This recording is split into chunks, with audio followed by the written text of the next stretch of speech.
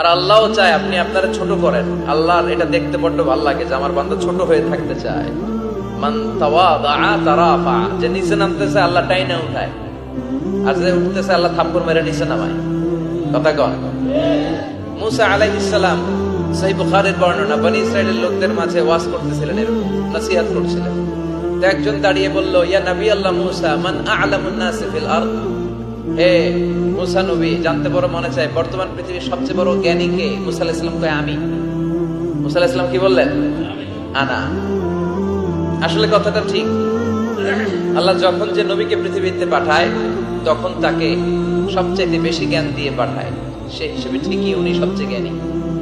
কিন্তু উনি এইভাবে নিজেকে সবচেয়ে বড় জ্ঞানী বলে দিবে, এটা আল্লাহর পছন্দ হয় না। আল্লাহ চেয়েছিলেন মুসা আলাইহিস সালাম যেন বলে আল্লাহু আ'লাম, আল্লাহই জ্ঞানী। সুবহানাল্লাহ কইবেন না?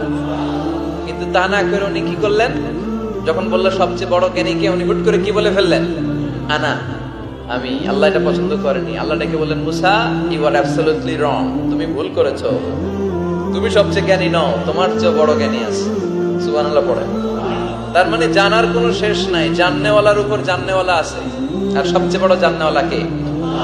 মুসা আলাইহিস সালাম রে আল্লাহ বললেন, মুসা, তোমার চেয়ে বড় জ্ঞানী আছে, তার নাম হচ্ছে খাদির। কি নাম? আরো জোরে বলেন, কি নাম? খাদির।